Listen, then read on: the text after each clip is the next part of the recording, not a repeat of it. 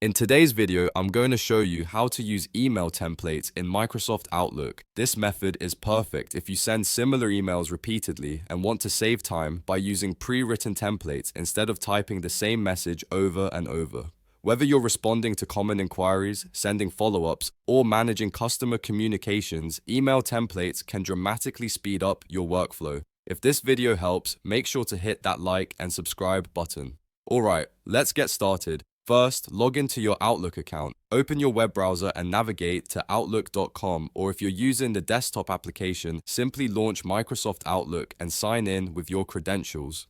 Once you're logged in and viewing your inbox, the next step is to open a new email. You can do this by clicking the New Message button, or if you want to reply to an existing email, click Reply or Forward on any message in your inbox. Now, here's where the magic happens. To access your email templates, you need to find the templates icon. Look for the apps icon in the message ribbon. This icon looks like a small window or tile, and you'll typically find it at the bottom of the compass window or in the toolbar above your message. Click on this apps icon, and from the menu that appears, select My Templates. This will open your template library where all your saved email templates are stored. Browse through your available templates and click the template you want to insert into your email body.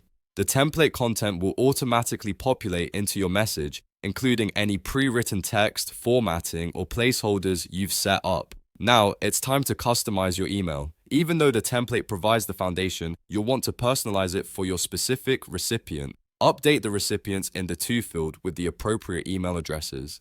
Adjust the subject line to match the context of your message. Review the email body and make any necessary changes. To personalize the content, such as adding the recipient's name, specific details, or any other custom information. Once you've customized everything and double-checked that all the information is correct, click Send to deliver your email. And that's it. You've successfully used an email template in Microsoft Outlook to save time and maintain consistency in your communications. If this video helps, make sure to hit that like and subscribe button.